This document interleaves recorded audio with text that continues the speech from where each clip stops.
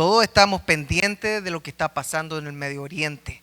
Y es más, nadie podría decir, no estoy impactado por lo que está sucediendo. Nadie podría decir eso. Es más, yo creo que desde que comenzó esta pesadilla, el 7 de octubre, yo creo que todos estamos en shock con las imágenes que todos los días aparecen en diferentes medios. Desde que Hamas atacó a los civiles israelitas, la verdad es que el mundo cambió. Y yo le voy a decir algo más. Ya nunca va a volver a ser igual a lo que era antes. Yo no quiero enfocarme mucho en lo que el mundo piensa de lo que está pasando, sino que ahora quiero hablar un poquito de lo que el pueblo cristiano debería interpretar. Y no es un estudio profundo lo que vamos a ver, sino simplemente son directrices de lo que estoy sintiendo que hay que aclarar dentro de la iglesia. ¿Por qué? Porque estoy viendo que están comenzando a chocar doctrinas cristianas. Lo que está sucediendo en el Medio Oriente, aunque usted no lo crea, está dividiendo a muchos cristianos. Y algunos los llevan a atacar ferozmente a Israel con sus palabras. Yo he tenido que estar borrando un montón de comentarios negativos, ordinarios y violentos en mis redes sociales por las canciones que yo coloco. La canción en especial Cuando el corazón llora. Me colocan unas cosas horribles, tengo que todos los días estar chequeando y estar borrando en contra de Israel. Y no es que no pueden promulgarse quizás criticando a Israel, pero la forma en que lo hacen es una forma muy ordinaria. Y otros salen a defender a Israel a capa y espada. Esos son los dos grupos. Y la pregunta que quiero plantear ¿es Israel el pueblo de Dios en la actualidad? Porque muchos estamos diciendo o nos referimos al pueblo de Israel. Pero no todos lo ven así, ¿sabía usted eso? Esta pregunta, si el pueblo de Israel o Israel es el pueblo de Dios en la actualidad, tiene dos matices, dos enfoques bíblicos. Y una posición dice que Israel sí es el pueblo de Israel para siempre, el pueblo de Dios para siempre. Y la otra dice de que el pueblo de Israel son todos los que confiesan a Jesucristo, que ese pasó a ser el pueblo de Israel. Por fe ahora nos atamos a lo que es las naciones a través de Abraham, que es el padre de la fe. Pero este conflicto, digamos, si somos o no somos, parte de Romanos 11, y quiero que le echemos una miradita. Y para rematar, el título que le colocan, la versión Nueva Versión Internacional, NBI, también está como cargándose al matiz de que Israel es el pueblo de Israel y que algún día el pueblo de Dios será salvo todo el pueblo. Y la tensión ocurre en eso mismo. Hay una postura que piensa que todo Israel va a ser salvo al final de los tiempos. Cuando ya venga Jesucristo en la batalla de Armagedón, que fue el otro día le conté el final de la película, ¿no? Todo acaba cuando todas las naciones, o bueno, las más poderosas se van a ir en contra de Israel y vuelve Jesucristo. Pero hay otra fracción cristiana que doctrinalmente ellos ya descartaron a Israel. No, eso ya pasó. Ahora solamente el que confiesa en Jesucristo será salvo y ellos ya no. Entonces, quiero que leamos esto porque aquí está como la raíz de la dualidad interpretativa de qué va a pasar con Israel. Romanos 11, 25, 32 dice: hermanos, quiero que entiendan este misterio para que no se vuelvan presuntuosos. ¿Por qué le dice presuntuoso? Porque los romanos, la iglesia en Roma, se le estaba subiendo un poquito los humos y estaban mirando a menos a los judíos. O sea, ese es el ánimo de la carta de Pablo. Parte de Israel se ha endurecido y así permanecerá hasta que haya entrado la totalidad de los no judíos. ¿Quiénes son los no judíos? Los no judíos son todos los gentiles. Así de simple. ¿Quiénes son los gentiles? Los no judíos. Y los no judíos por raza, por etnia, por venir de la línea de los antepasados directos de Israel, que sería Abraham, Isaac, Jacob y las 12 tribus. Eso es lo que se llama la línea directa, o la línea de alguna forma que están considerados como pueblo de Dios. Ahora, ¿qué somos nosotros? No somos judíos, así que somos gentiles. ¿Qué son los italianos? Gentiles. ¿Qué son los chilenos, argentinos, bolivianos, peruanos, mexicanos? Gentiles. Todo el que no es judío es gentil. Entonces, vuelvo, parte de Israel se ha endurecido y así permanecerá hasta que haya entrado la totalidad de los no judíos, o sea, de los gentiles. De esta manera, todo Israel será salvo, tal como está escrito: el Redentor vendrá de Sión y apartará de Jacob la impiedad. Y este es mi pacto con ellos cuando quite sus pecados. Aquí está la manzana de la discordia. Cuando dice que todo Israel será salvo, algunos literalmente piensan que todo Israel incluye a los que rechazan a Jesús. Y otros dicen de que cuando habla de todo Israel será salvo, se refiere al Israel que es el nuevo pueblo de Dios, que son los que han aceptado a Cristo, que esa es la nueva rama, o la nueva figura de Israel. Y aquí hay un gran conflicto. ¿Qué vamos a hacer con Israel si lo seguimos llamando pueblo de Israel con todos los atributos? O si a nosotros nos distanciamos, como dicen algunos, que ya no es, que está hablando de los que acepten al Mesías, que fue Jesucristo. Entonces, esos más los gentiles, cuando se complete la totalidad de los gentiles, o sea, el evangelio sea predicado a todo el mundo y todos los que aceptaron, ahí se cierra la puerta y ahí pasa a ser pueblo. ¿Qué es lo que por lo menos aquí en la iglesia hemos enseñado sobre esto?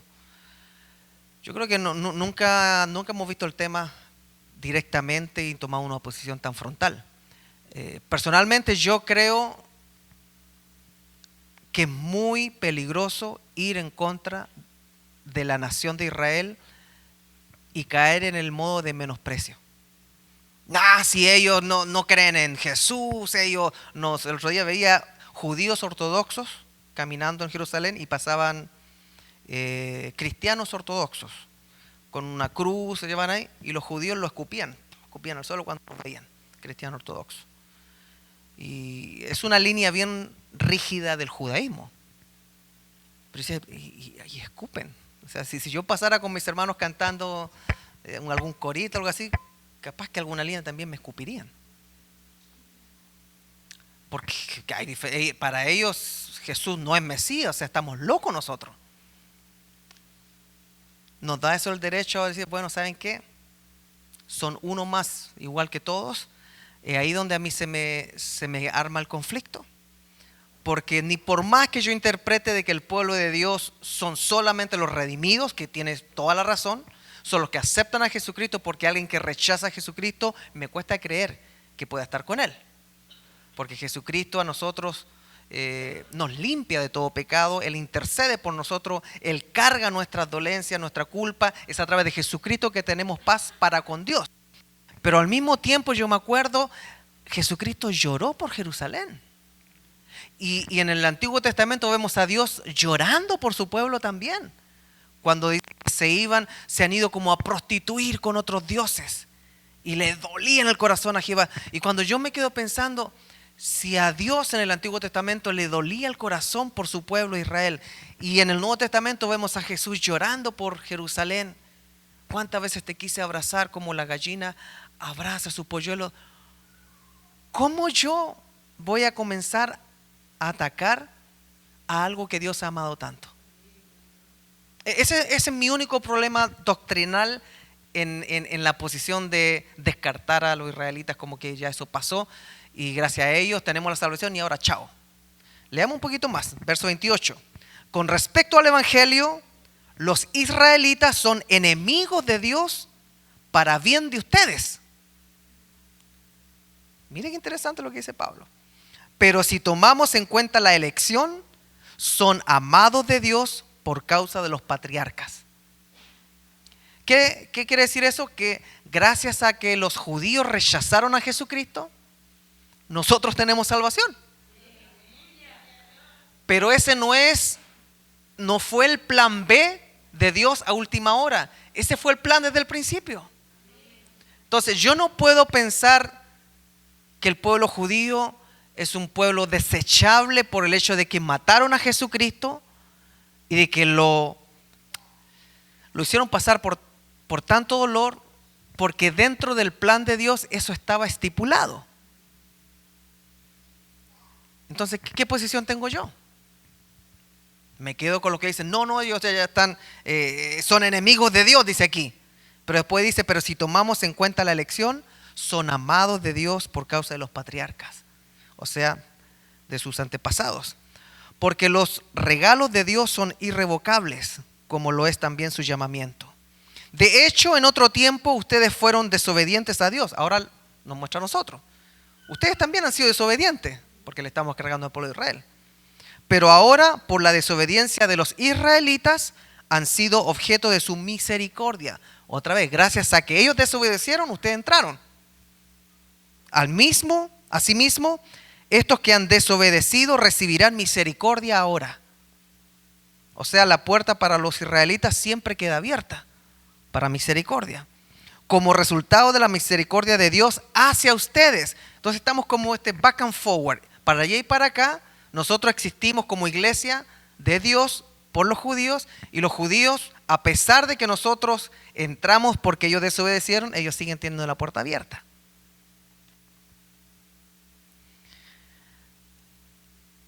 En fin, verso 32, Dios ha sujetado a todos a la desobediencia con el fin de tener misericordia de todos. Pastor, eso está raro. ¿Cómo que Dios sujeta a todos a la desobediencia? Dios sujetó al pueblo de Israel, permitió de una manera decisiva de que ellos no lo pudieran recibir como Mesías para que nosotros entráramos. Y esto es algo quizás si lo tratamos de ver por la lógica, creo que el punto principal, a Dios a Jesucristo no lo tomó por sorpresa que lo hayan rechazado. Él sabía lo que venía. A los suyos vino y los suyos no le recibieron. Pero a ellos también les deja la puerta abierta, porque el plan final era que todos tuvieran acceso a la salvación. ¿Y qué hacemos con este versículo de arriba que dice: parte de Israel se ha endurecido y así permanecerá hasta que yo haya entrado la totalidad de los no judíos? O sea, de todos los hermanos del mundo que no son judíos. Cuando entren todos, de esta manera todo Israel será salvo, tal como está escrito: el Redentor vendrá de Sión y apartará de Jacob la impiedad. Y este es mi pacto con ellos cuando quite sus pecados. Todo Israel será salvo, tal como está escrito. Vamos a seguir con el dilema. Algunos piensan que todo significa todos, aunque crean o no crean. Ahí yo pienso que es un misterio. Porque me es más fácil decir no, si no creen, ¿cómo se van a salvar? Pero Dios y Jesús lloraban por ellos. Y ahí donde, si mi papá, si mi Señor llora por ellos, ¿quién me tengo que meter yo? Yo prefiero entender las dos posturas y guardar silencio y orar por ellos. Número 2, debemos entender que la iglesia se pelee, que la iglesia se divida. Esa es la meta del enemigo. Podemos estar en desacuerdo con lo que no es esencial en la fe cristiana. ¿Cómo es eso, pastor? En la Biblia todo es importante, dijo alguien. Pero algunas cosas son más importantes que otras. ¿Cómo es eso también? Que hay cosas primarias y hay cosas secundarias. Las cosas primarias tenemos que estar de acuerdo que tienen que ver con la esencia del evangelio y la fe, como es la salvación solamente a través de Cristo. Eso es algo primario. ¿Qué más es primario? Entender de que Dios se ha revelado al hombre en 3 personas, que es la Trinidad. En el Antiguo Testamento se revela como el Padre. A comienzo del Nuevo Testamento el Evangelio se revela como el Hijo encarnado. Y cuando Jesucristo se va, le dice: me conviene que me vaya, y envía al Consolador, que es el Espíritu Santo. O sea, 3 manifestaciones. Eso no se puede transar. Eso es algo que no es negociable. ¿Qué otra cosa no es negociable? amarás al Señor tu Dios con toda tu alma, con todo tu ser, con toda tu mente, con todas tus fuerzas. No se puede amar a otra persona antes que a Dios. Eso no es negociable, no se comparte. ¿Qué puede ser negociable? Temas escatológicos sobre la venida de Cristo. Numerología del Antiguo Testamento. Temas secundarios pasan a ser todos los temas que no tienen que ver con la salvación, ni la revelación de Dios mismo o sus atributos. En este caso, si los judíos o el pueblo de Israel, ellos se salvan en su totalidad al final, o solamente la totalidad incluye los que creen, eso es secundario, no es un tema de salvación. Entonces, nosotros debemos aprender como iglesia a no estar en acuerdo total en cosas que no son primarias. Ahora, cuando digo como iglesia, debería ser entre quizás diferentes denominaciones, porque en la iglesia yo creo que la mayoría entiende que tenemos una postura. Pero aún así, si alguien me dice, no, yo creo, aquí me dicen, yo creo que todos los israelitas van a ser salvos, porque Dios los ha amado siempre. Y cuando yo leo, porque tienen que colocar Biblia, cuando leo Romano dice que la totalidad del pueblo, todos sean salvos, yo entiendo que es todo. Y acá me dicen, no, que todos los que se arrepienten. Perfectamente pueden estar en armonía porque es un tema secundario. No es para ponerse a chocar ni a perder el testimonio que nosotros debemos tener. Entonces, ¿cuál es el desafío? Es aprender en diferir en temas bíblicos secundarios, pero con cariño, con piedad, con altura de miras o altura de madurez. Ese es el desafío. ¿Qué dice Efesios 4? Solícitos en guardar la unidad del Espíritu en el vínculo de la paz. Debemos ser solícitos. En la versión NBI dice, esfuércense por mantener la unidad del Espíritu mediante el vínculo de la paz. Y la versión NTV dice, hagan todo lo posible por mantenerse unidos en el Espíritu y enlazados mediante la paz. ¿A qué le suena eso? ¿A que podemos andarnos peleando por los temas secundarios? No. Debemos nosotros colocar como prioridad estar unidos en un mismo espíritu. Y eso quiere decir que podemos tener diferencias en observar cosas que son secundarias, pero no en lo que es esencial en la doctrina cristiana. También el apóstol Pablo enseña en Filipenses 4:5 que la gentileza de ustedes sea conocida de todos los hombres. El Señor está cerca. El Señor viene pronto, los otros dicen la traducción de otros. La versión NTV dice que todo el mundo vea que son considerados en todo lo que hacen. Y la versión NBI dice que su amabilidad sea evidente a todos.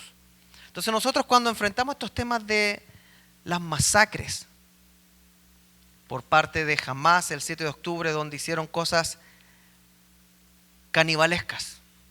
Bueno, los caníbales se comían entre ellos, no se los comieron, pero cosas tan horribles como sacarle un bebé a una mujer embarazada y dejárselo tirado afuera, decapitar niños, sacarle los ojos a los papás delante de sus hijos, cosas que no, barbaridades que no se veían por siglos, yo creo.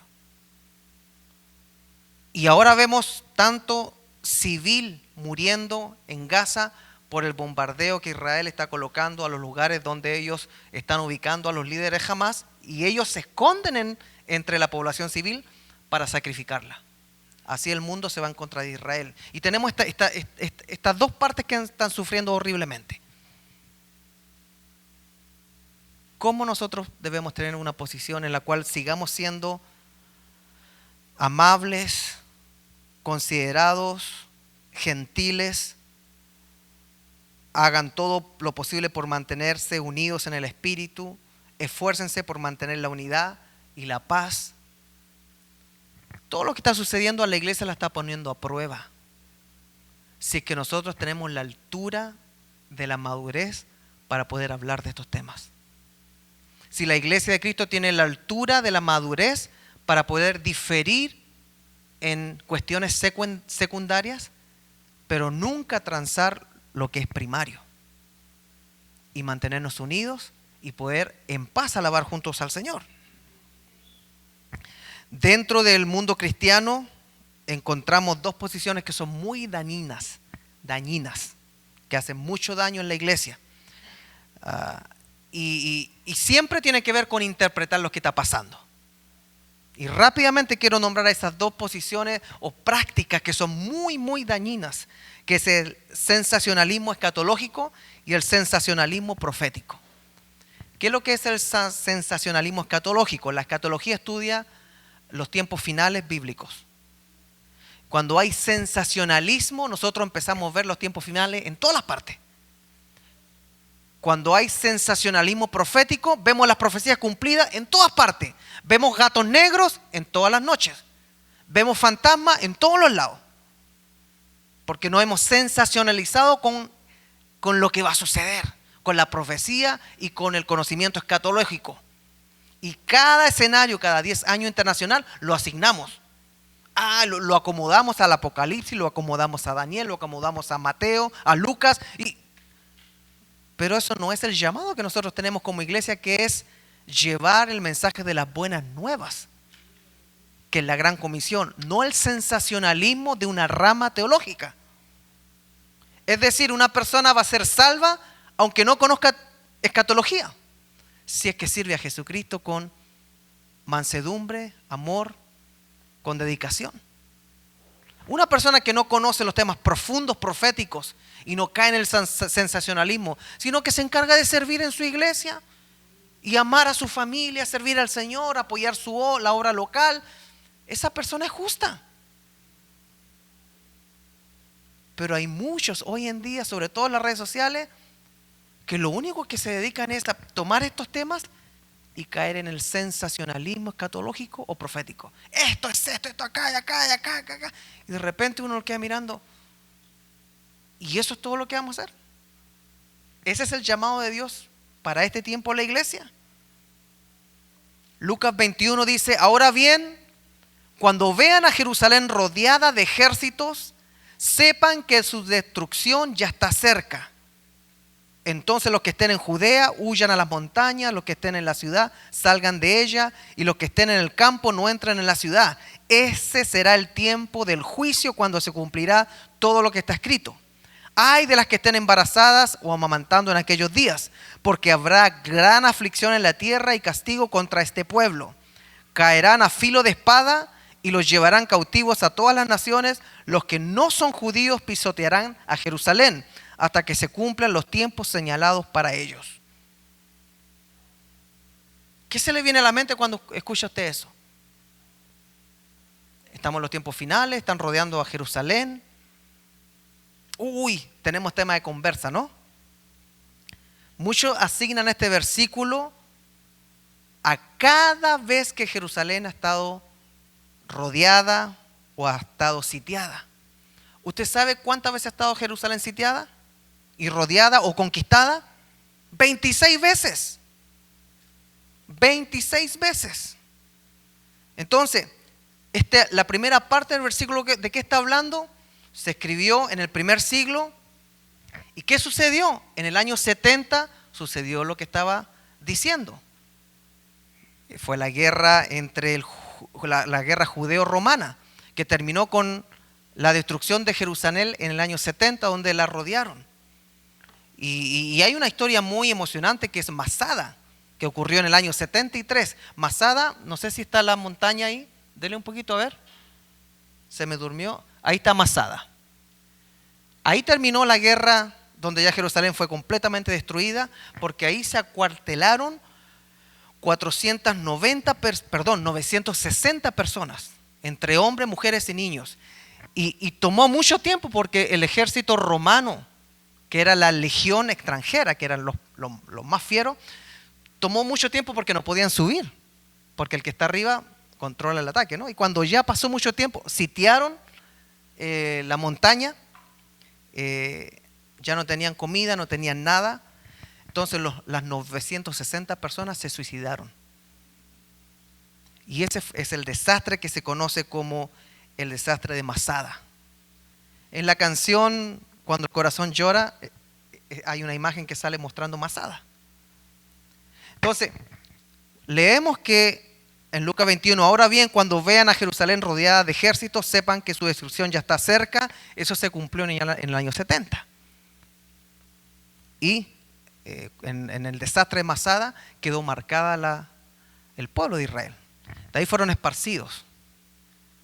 Y vinieron conquistas de diferentes imperios. Y en el año 1927 las Naciones Unidas decidieron la tierra de Palestina, que no era la nación palestina, era la tierra de Palestina donde habían descendientes de diferentes razas, decidieron dividirla y darle un espacio a los judíos que estaban volviendo después de lo que había hecho Hitler, porque eso fue lo que pasó. Después de los años 30, 35, comenzaron a llegar judíos huyendo de la Segunda Guerra Mundial y a su tierra. Pero ahí estaba Palestina y habían residentes que no eran una nación palestina. Cuando digo Palestina no me refiero a los palestinos como nación. Había gente viviendo ahí. Y empezaron a llegar judíos. Y en el año 47, 1947, las Naciones Unidas decidieron mediante votación la creación del Estado de Israel y el Estado también palestino. Se le dio un poquito más del 50% a Israel. Y el siguiente año, el 48, cuando declararon nación independiente los israelitas, al día siguiente le devuelven a declarar la guerra a Israel, los árabes. Y lo rodearon. Y ahí viene una guerra. Y después vinieron 3 guerras más. Entonces, cuando nosotros hablamos de sensacionalismo escatológico, muchas veces es ignorancia. Y muchas veces es perder el enfoque al llamado que tenemos nosotros. Y el llamado de nosotros es llevar el evangelio de las buenas nuevas de Jesucristo. Y no estar asumiendo ni viendo fantasmas en cualquier parte. Eso habla de una iglesia que no ha sido discipulada, que no ha sido preparada para analizar las cosas desde un punto de vista que lleve a todos al amor de Cristo y al arrepentimiento y a la salvación. Jerusalén ha sido conquistada 26 veces y desde que se instaló como nación fue atacada en el año 1948, en 1967, en 1973. El 73 fue el Yom Kippur, la guerra de Yom Kippur, donde ahora hicieron lo mismo, el día de arrepentimiento que tienen, atacan. En el 83 lo atacaron y en el 2023, octubre 7, volvieron a atacarlo en el día de Yom Kippur. Entonces, esto ha pasado siempre porque hay un problema de distribución de las tierras. Eso es todo. Y hay un problema que no se tiene que ir por nuestra parte, citando quizás el tiempo escatológico y declarando, nosotros tenemos que buscar la justicia. Y que no es asunto de nosotros definir los tiempos, pero sí es asunto de nosotros buscar la justicia. No sé si me están entendiendo. Si nosotros nos encerramos a declarar algo ciegamente y no estamos practicando lo que Jesucristo vino a pedirnos que hiciéramos, que es amar incluso a nuestros enemigos, eso incluye amar a los musulmanes, si es que algunos los ven como enemigos. Ay, pero pastor, si ellos son tan violentos. Sí, el Islam es violento, el Corán es un libro violento. Utiliza la violencia, enseña la violencia, habla del yihad, que es la guerra santa. Mohamed fue un hombre de guerra, el profeta que tienen ellos. Pero aún así, nosotros no podemos cerrar el tema sacando una profecía loca por aquí y por allá y dejar de mostrar a Cristo, que es lo que está pasando hoy en día. Escuche esto, amada iglesia, y grábeselo si es que puede. No se puede interpretar la Biblia como si fuera un periódico de hoy escrito ayer. ¿Qué quiere decir eso? Yo no puedo agarrar la Biblia y abrir porque dice aquí, esto coincide con lo de allá, esto coincide con lo de acá, esto coincide con lo de allá, y empezar a leerlo como si fuera el periódico de hoy. La Biblia fue escrita siglos atrás con destinatarios diferentes, y cuando uno va a estudiar la Biblia tiene que estudiar el contexto histórico, el contexto cultural, el contexto geográfico, y después yo me quedo con los principios teológicos que aplican a mi generación. Pero yo no puedo pescar la Biblia como si fuera el diario, el Seattle Times, y empezar a designar partes para allá y para acá. Y lamentablemente los evangélicos somos muy buenos, o hemos sido muy buenos para hacer eso, y eso tiene que cambiar. Porque si hacemos eso, cada vez que tengamos la oportunidad de consolar a un judío, de consolar a un musulmán, de llorar con ellos, de sufrir con ellos, vamos a perder esa oportunidad de mostrar a Cristo.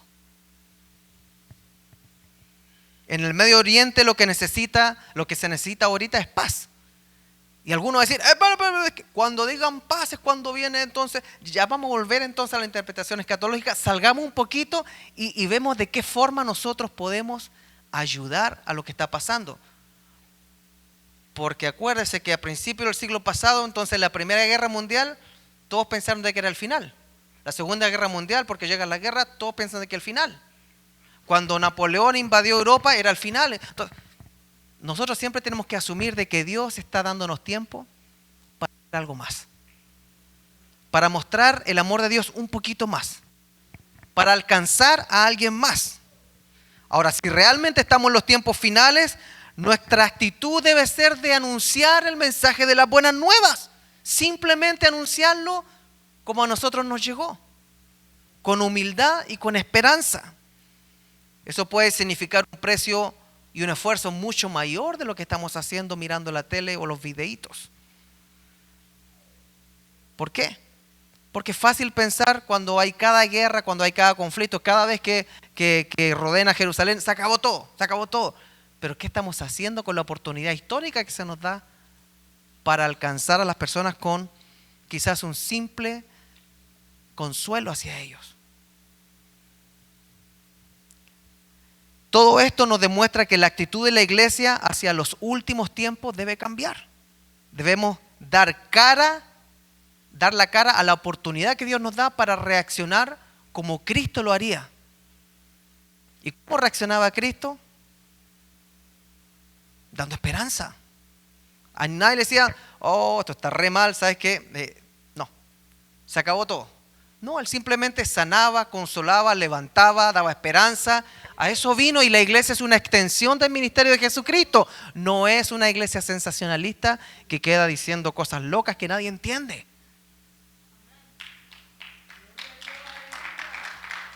Mire, los jóvenes están aplaudiendo más hoy día. Y por último, si nosotros no soltamos el sensacionalismo, sobre todo con la escatología y las profecías, no vamos a tener la oportunidad de ser testigos del amor de Cristo a ningún judío, a ningún musulmán, a ningún hindú. Nosotros tenemos que hablar de Cristo, y si nos vamos a meter en problemas, que sea hablando del amor de Cristo. Eso sí vale la pena, pero no hablando en contra de los musulmanes, sino hablando del amor de Cristo. Tercero, para terminar, debemos sufrir con los que sufren. Independientemente de la nacionalidad de cualquier persona, la Biblia nos llama a llorar con los que lloran. Romanos 12, 15 y 6 dice, gocémonos con los que se gozan y lloremos con los que lloran. Lo leemos tan rápido de repente que como que nos paramos. A ver, gocémonos con los que se gozan y lloremos con los que lloran. Mis hermanos, ¿a cuánto les ha pegado en el corazón el dolor que están sufriendo distintos bandos? No, pero no estoy diciendo cuántos se han colocado tristes. No. Yo recuerdo que cuando vino el ataque a las Torres Gemelas, en el 2001 fue, ¿no? Septiembre 11, 2001. Yo estaba trabajando y esa mañana empezaron a salir las imágenes del primer avión chocando en la primera torre, y después al rato el segundo, y después todo el país estaba paralizado, el presidente estaba escondido, y después salieron las imágenes de las personas saltando de las torres que se estaban quemando. ¿Alguien se acuerda de esas imágenes? Saltaban, y uno comienza a tener un acercamiento, y si fuera un familiar mío, si fuera mi papá, si fuera mi hermano, mi tío, si fuera mi tía, mi esposa, y uno empieza a tener un acercamiento. Y recuerdo que un día estaba en el baño, no sé si fue la misma semana o la siguiente semana, y no aguanté más. Me di en llanto. Porque hay cosas que de repente uno tiene que aprender a asimilarlas a nivel sensitivo como ser humano. No a nivel quizás cognitivo solamente, o sea, mental, sino tiene que aprender a hacer realidad, a llorar con los que lloran. La Biblia nos dice, empaticen con los que sufren. Empaticen con los que lloran. Empatía está, ay, sí. La Biblia dice, rebájate a la misma posición que está la otra persona.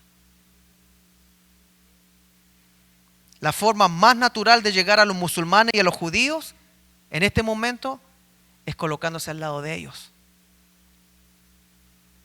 Es pensar cómo estarán las familias israelitas que el 7 de octubre les llevaron sus niños de 7, de 8 años, de 5 años y los tienen de rehenes en Gaza.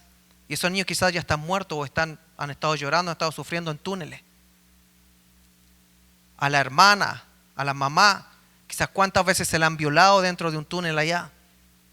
O están desangrándose, están con huesos quebrados y ellos tienen que estar ahí día y noche. ¿Cómo su familia enfrentaría eso?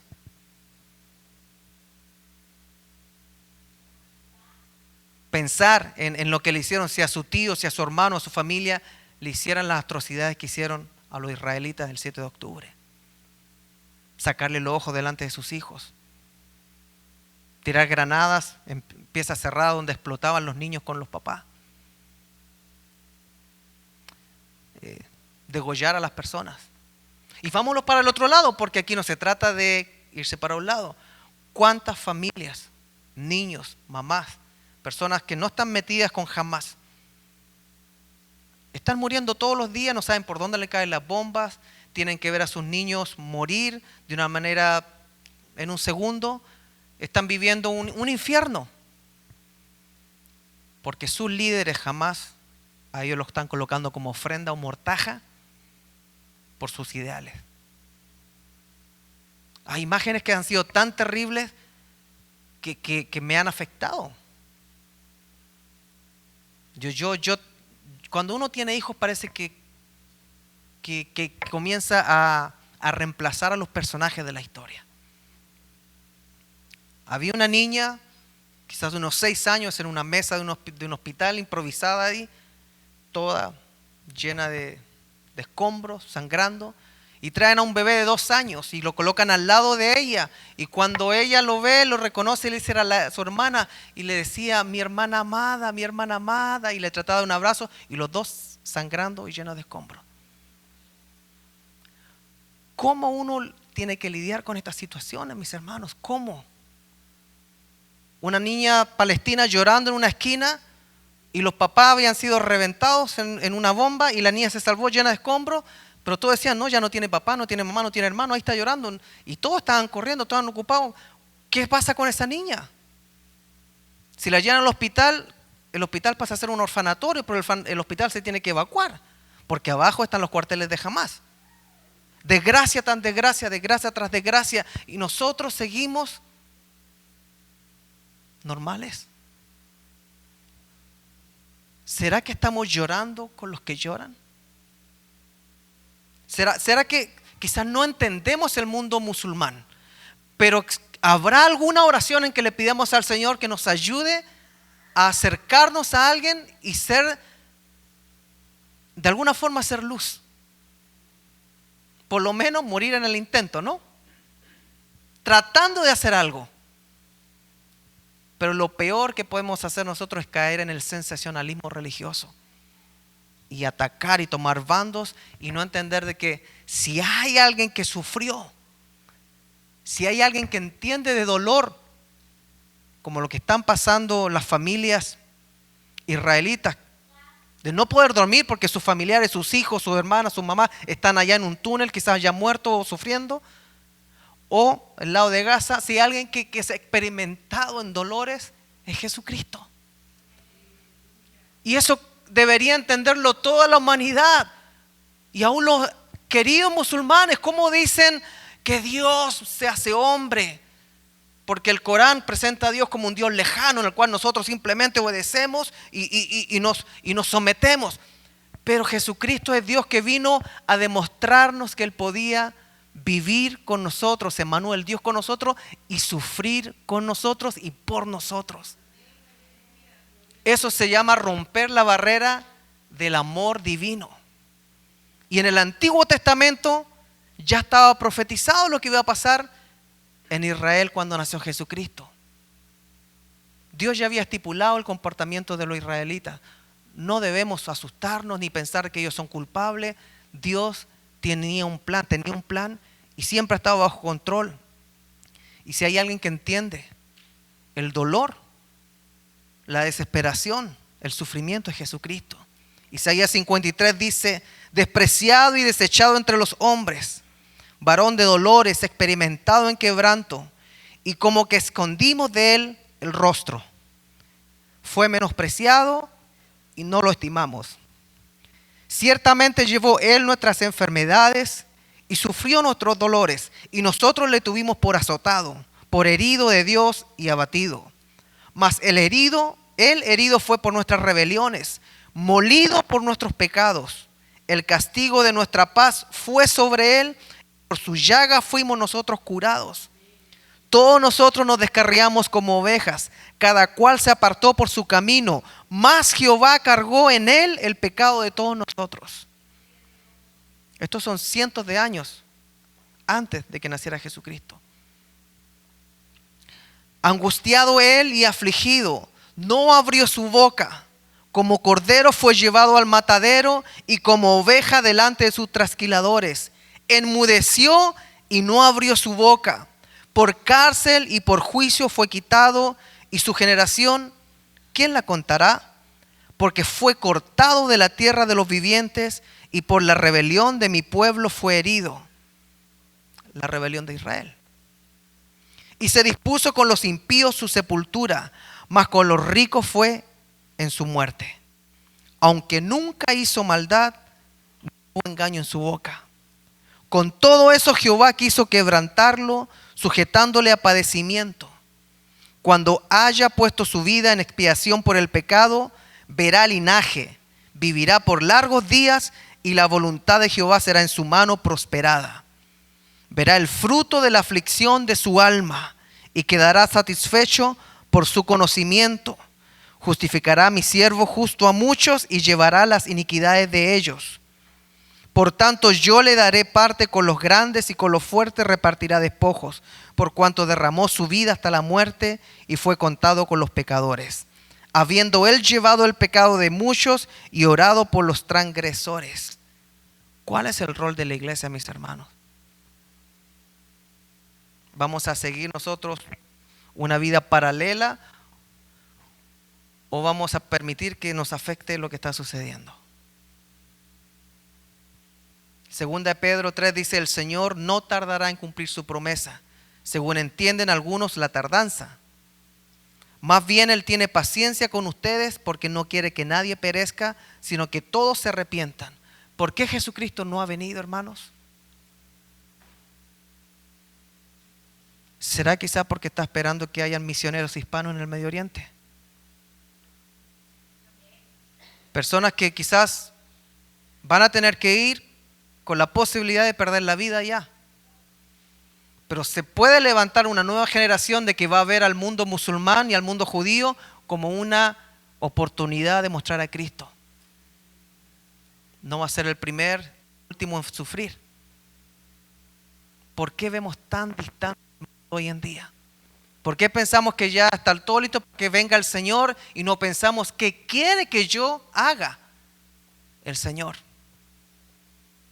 Pero el día del Señor vendrá como un ladrón. En aquel día los cielos desaparecerán con un estruendo espantoso. Los elementos serán destruidos por el fuego y la tierra, y todo lo que hay en ella será quemada. Pero no ha llegado ese día. No ha llegado el día del Señor. Nosotros todavía estamos viviendo como iglesia de Cristo, y la iglesia de Cristo tiene un llamado que es reflejar a Cristo, que es alcanzar a todo el mundo hasta el último rincón de la tierra con el Evangelio. ¿Cuántos de nosotros tenemos expectativas de que la iglesia hispana puede hacer algo por alcanzar personas del Medio Oriente? Y por último, si no vamos para allá con misioneros, pedirle al Señor que nos dé sabiduría aquí haciendo algo, sin saber lo que va a pasar. La próxima semana yo tengo una reunión con un rabí. Y yo los he buscado. Yo les he mostrado los videos que he hecho. Yo le estoy escribiendo y mostrando los posts que hago. Y me presento como pastor de una iglesia evangélica orando por Israel. ¿Por qué? Porque no sé lo que va a pasar. Pero el Señor sabe que estoy tratando de hacer algo. Cada vez que pienso en Israel, mi corazón se conmueve. Porque si Jesús lloró por ellos, yo también voy a llorar. Cada vez que veo el sufrimiento de los hermanos musulmanes, en especial del pueblo palestino que está muriendo, niños y niñas de diferentes edades, mujeres que están traumatizadas.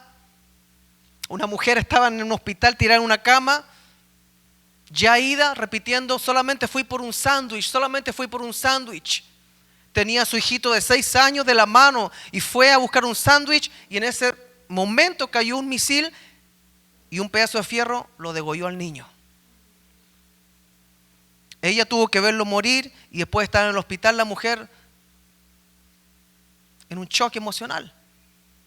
¿Cómo no sensibilizarse a lo que está pasando y cerrar nuestra mente y no escuchar al Espíritu Santo diciendo: ¿has llorado con lo que están llorando? Quizás no podemos estar físicamente con ellos, pero por Dios, hagamos algo. Hagamos algo. Coloquemos un post que muestra a Jesucristo, porque Él es experimentado en dolor y quebranto. A Él lo molieron, Él sabe. Dios sabe lo que es perder un hijo en una cruz. Dios sabe lo que se siente ver morir a su propio hijo por amor a la humanidad. ¿O nos vamos a quedar tranquilitos porque nosotros estamos bien? Quizás este es el mensaje que no viniste a escuchar a la iglesia hoy. Pero tiene que ser así porque nosotros somos portadores de esperanza.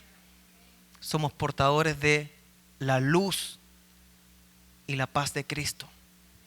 Juan 14:27 dice: la paz os dejo, Jesús diciéndolo. Mi paz os doy. Yo no os la doy como el mundo la da. No se turbe vuestro corazón, ni tengan miedo. Él dijo eso sabiendo que iba a tener que enfrentar una muerte lenta y dolorosa en una cruz. Pero aún así ofrece paz. Mi hermano, yo necesito esa paz, usted necesita esa paz, y necesitamos ser personas que lleven paz. Porque cuando estemos al otro lado simplemente vamos a hablar de lo que hicimos acá. Y no vamos a hablar del trabajo que teníamos todo el día, ¿no? Llevemos un testimonio de algo que hicimos. Por reír con los que ríen, gozarnos con los que se gozan, pero también por llorar con los que lloran. Busquemos, aunque no nos quieran.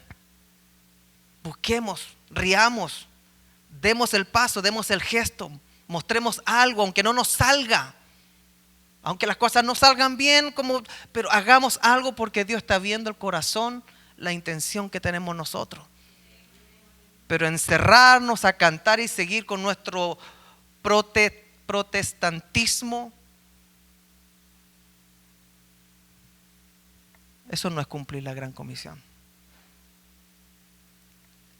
Termino con esto.